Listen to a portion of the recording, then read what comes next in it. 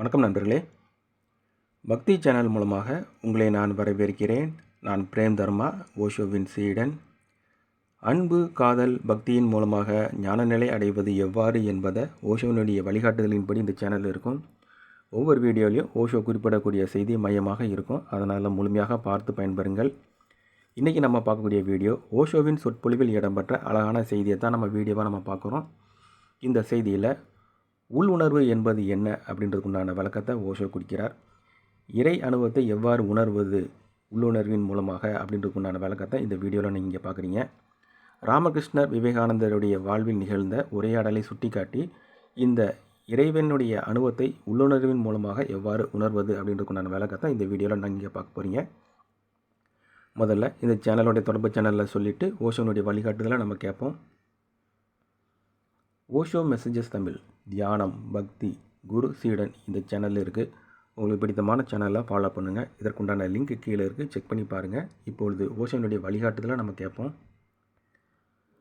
உள் உணர்வு என்பது உனக்கு மட்டுமே தெரியக்கூடியது. மற்றவர் யாரும் அதை தெரிந்து கொள்ள முடியாது. உனக்கு தலைவலித்தால் அது உனக்கு மட்டுமே தெரியும். நீ அதை யாருக்கும் நிரூபித்து காட்ட முடியாது. உள்ளத்திலே மகிழ்ச்சியாக இருப்பதும் அப்படித்தான். உள் உணர்வு என்ற ஒன்று இருக்கிறது என்பதை அறிவியல் நிராகரிக்கிறது.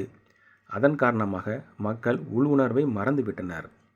அவர்கள் மற்றவர்களின் கருத்துக்களையே சார்ந்துள்ளனர். அழகு, தெய்வீகம், மகிழ்ச்சி இவையெல்லாம் உன் உள்ளுணர்வினால் மட்டுமே உணரப்பட முடியும். நிறைய தத்துவ புத்தகங்களை படித்திருந்த விவேகானந்தர் ராமகிருஷ்ணரிடம் சென்று கடவுள் இல்லை என்று நான் நிரூபிக்கிறேன் என்றாராம். அவரின் வாதங்களை கேட்ட ராமகிருஷ்ணர், உன் உள்ளுணர்வு என்ன கூறுகிறது என்று சொல் என்றாராம். அதை கேட்ட விவேகானந்தர் விழித்து கொண்டு 3 மணி நேரம் தியானத்தில் ஆழ்ந்து விட்டார். அவரின் உள் உணர்வு கடவுளை காட்டி கொடுத்து விட்டது. இந்த அனுபவம்தான் கடவுள். உன்னுடைய உள்ளுணர்வை உணரத் துவங்கினால் கடவுளை தெரிந்து கொள்ளலாம். கடவுளை தெரிந்து கொள்வதற்கு இந்த உள்ளுணர்வு தான் ஒரே வழி அப்படின்னு ஓஷோ குறிப்பிடுகிறார். இந்த உள்ளுணர்வு வளர்வதற்கு அன்பு, நேசம்தான் ரொம்ப அடிப்படையான செய்தி. உங்களுடைய வாழ்வில் நிகழக்கூடிய அன்பு, நேசம், காதலை இந்த உள்ளுணர்வு அப்படின்ற ஒரு சக்தினால் தான் உணர முடியும். உங்களுடைய வாழ்வில் நிகழக்கூடிய இந்த அனுபவத்தை நீங்கள் வளர்த்து வாருங்கள். அப்பொழுது உங்களுடைய உள்ளுணர்வு என்பது செயல்பட துவங்கும். ஒரு நிலையில் அது வளர்ந்து இறைவனுடைய அனுபவத்திற்கு உண்டான சக்தியை இந்த உள்ளுணர்வு கொடுக்கும், வழிகாட்டுதலாக இருக்கும். அதனால் உங்களுடைய வாழ்வில் அன்பு, நேசம், காதல் வளர்வதற்கு முக்கியத்துவம் கொடுங்கள். இது போன்ற நல்ல செய்திகளுக்காக ஓஷோனுடைய தொடர்பில் உங்களை இணைத்துக் கொள்ளுங்கள்.